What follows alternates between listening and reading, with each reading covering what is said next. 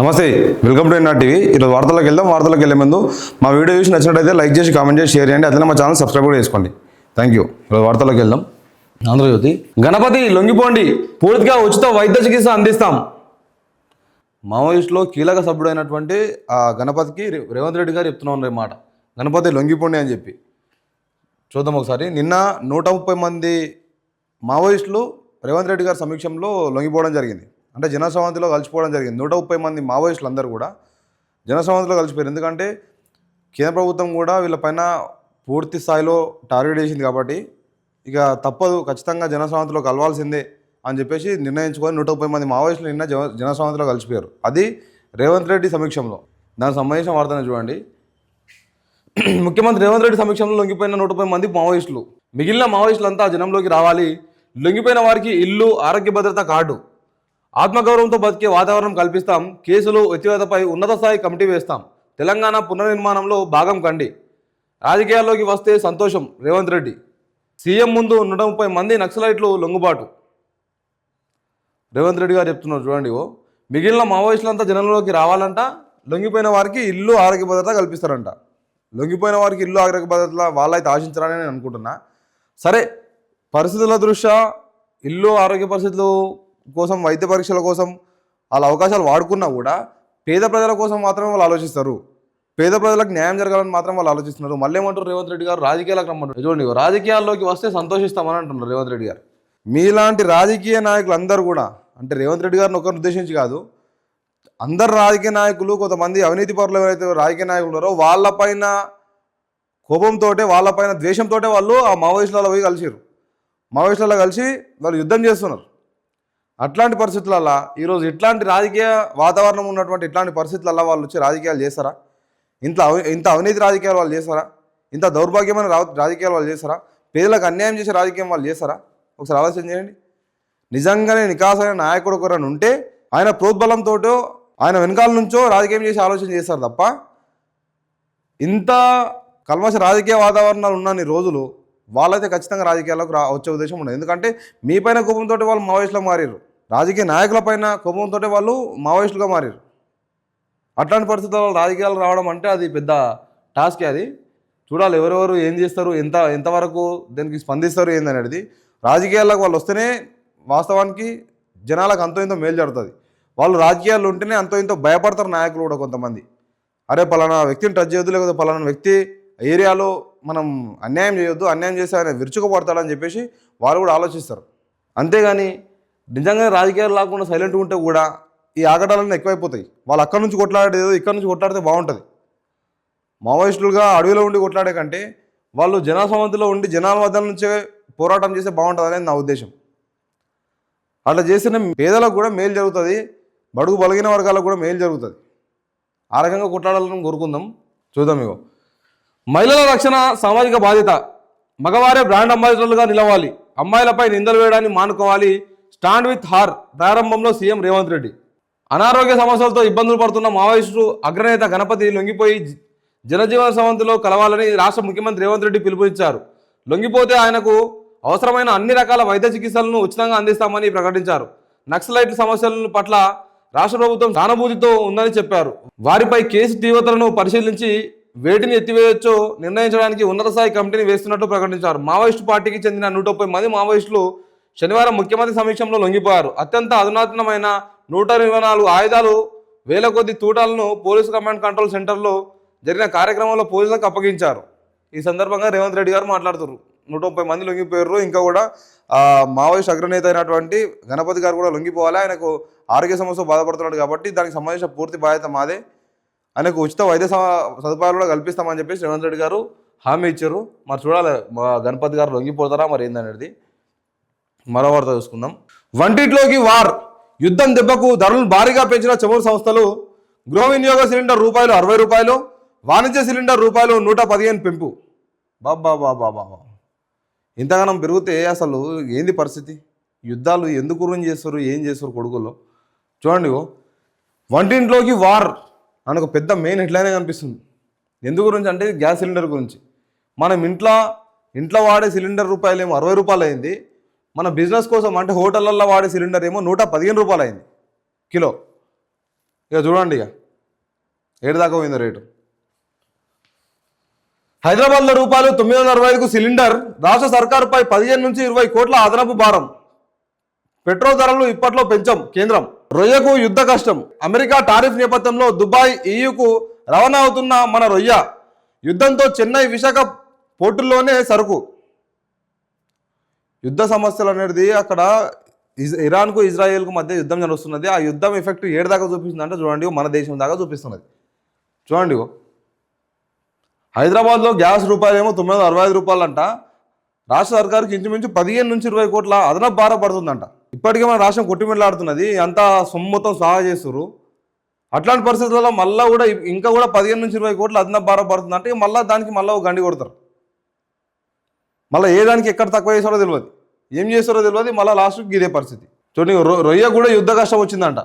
ఆ రొయ్యల స్టాక్ కూడా ఇప్పటికి కూడా చెన్నైలో విశాఖ పోర్టుల్లోనే మిగిలిపోయిందంట. మరి దాన్ని ఏం చేస్తారని అధికారులు చూసుకుంటారు. అది చూడండి, ఇరాన్పై ఇజ్రాయెల్ అమెరికా దాడుల ప్రభావం ఊహించినట్లుగానే భారత్పై పడింది. మొదటిగా వంటింటిపై ప్రభావం చూపుతోంది. అంతర్జాతీయంగా నెలకొన్న పరిస్థితుల నేపథ్యంలో చమురు మార్కెటింగ్ సంస్థలు గ్యాస్ సిలిండర్లు ధరను భారీగా పెంచాయి. 14.2 కిలోల గృహ వినియోగ సిలిండర్ ధర ₹60, వాణిజ్య గ్యాస్ సిలిండర్ ధర ₹115కు పెంచుతూ నిర్ణయం తీసుకున్నది. దీంతో హైదరాబాద్లో వంట గ్యాస్ సమస్య ఏర్పడ్డది. ఇక వంట గ్యాస్ దాకా పడ్డది అంటే నెక్స్ట్ అన్నిటిపైన పడుతుంది ఎఫెక్ట్. ఫ్యూల్ పైన పడుతుంది, డీజిల్, పెట్రోలు, కిరోసిన్ ఆయిల్, నీకు రకరకాల ఆయిల్ల పైన పడుతుంది. అట్లనే నీకు ఏ ఆయిల్ చూసుకున్నా కూడా రేట్లు ఇక డబల్ అయిపోతూ ఉంటాయి.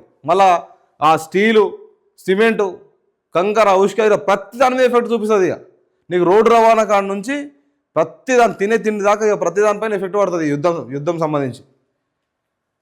ఎందుకంటే ప్రతి దేశం నుంచి కూడా మనకు ఇరాన్ నుంచి కానీ, ఇజ్రాయెల్ నుంచి కానీ, అమెరికా నుంచి కానీ మనకు చమురు వస్తుంది. ఆ చమురునే మనకు అనుగుణంగా మనం మలుచుకొని మన అవసరాలకు వాడుకుంటాం. అట్లాంటి పరిస్థితులలో ఈరోజు అక్కడ యుద్ధాలు జరగడంతో మన దేశంలో అన్ని రాష్ట్రాలకు కూడా ఇదే ఇబ్బందులు. రేట్లు అనేక రకాల రేట్లు పెరుగుతాయి. ఇక పేదోడు బతకనని రాగమే. ఇక ఈ యుద్ధాలు జరిగినా ఏం జరిగినా ఏ నాయకుడన్నా మన జేబులలోకి పెడతారంటే కాదు. మళ్ళీ రాష్ట్ర సంపదనే, దేశ సంపదనే.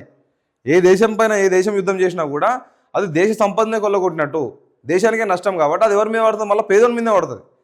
లాస్ట్కి ఏమవుతుంది? ఎవడు ఏడా కొట్లాడినా ఏం చేసినా కూడా లాస్ట్కి పడే భారం, మోసే భారం మాత్రం పేదోడే. చూడండి, ఇప్పుడు తినే గ్యాస్ కార్డు నుంచి అంటే గ్యాస్ కార్డు ఎఫెక్ట్ పడదు అంటే తిండి కార్డు ఎఫెక్ట్ పడదాకా ఇక ప్రతిదీ పని చేసుకునే పని దాకా కూడా ప్రతిదీ ఎఫెక్ట్ పడుతుంది. ఇక చూడండి, దానికి సంబంధించింది గ్యాస్ చమురే కాదు, పరిశ్రమలపై పిడుగు.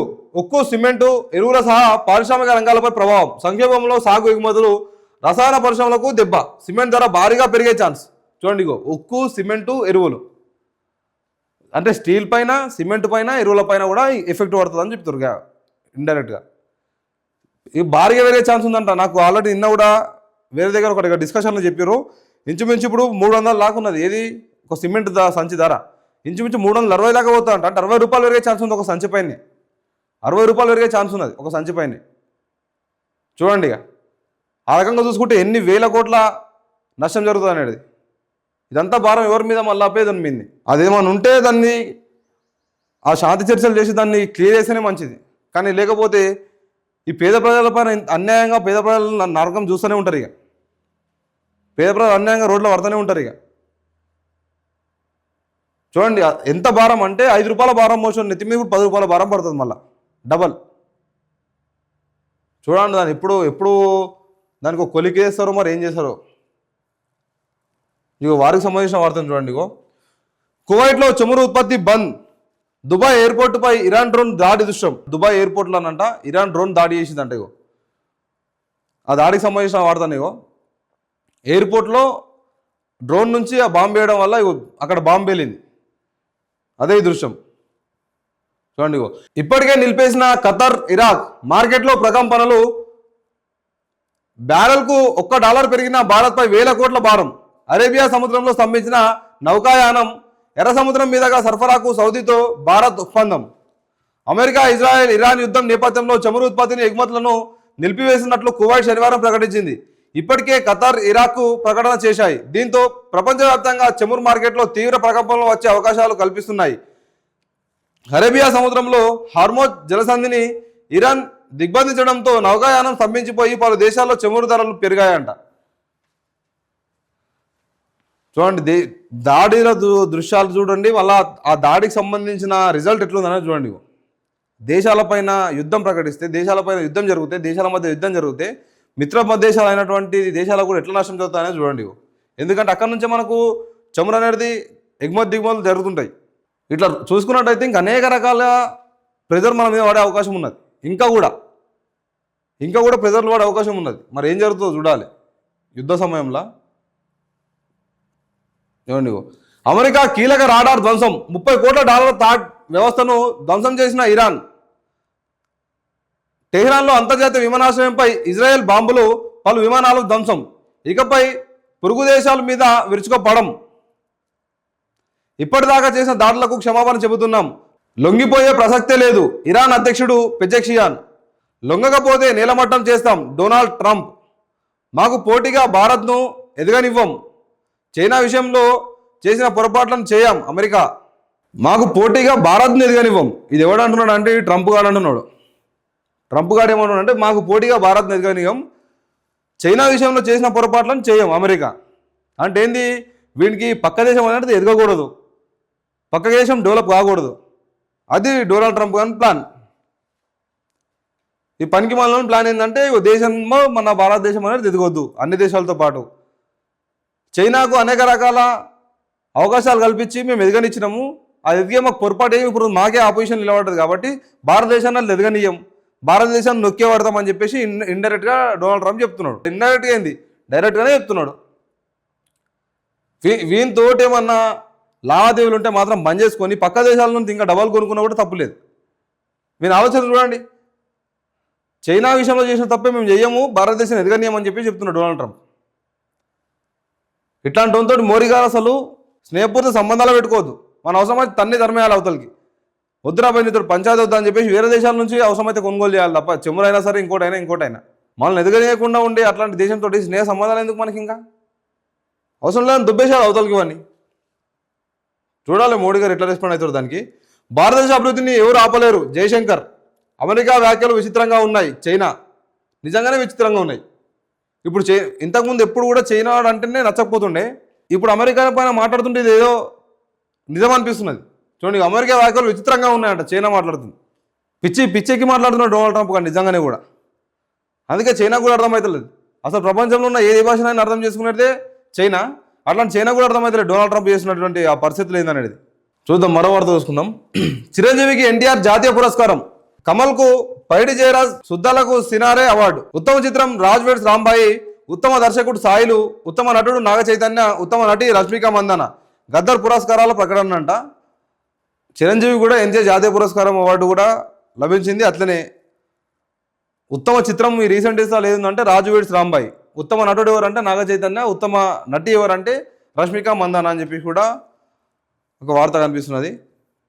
ఏదేమైనా కూడా ఈరోజు వార్తలంతా కూడా ఒక రకమైన బాధ, కోపం, విద్వేషంతో కూడిన వార్తలే ఎక్కువ ఉన్నాయి. అవి ఎక్కువ కనిపిస్తలేవు ఈరోజు ఏది కూడా. అంటే రాష్ట్రానికి సంబంధించిన వార్తలు రాసే పరిస్థితుల్లో కూడా ఇప్పుడు పేపర్లు లేవు. ఎందుకంటే యుద్ధం అనేది ఎక్కువైపోతున్నది, దానిపైన ప్రజలపైన భారం పడే అవకాశాలు ఎక్కువైపోతున్నాయి. చూడాలి మరి ఏం జరుగుతుంది అనేది.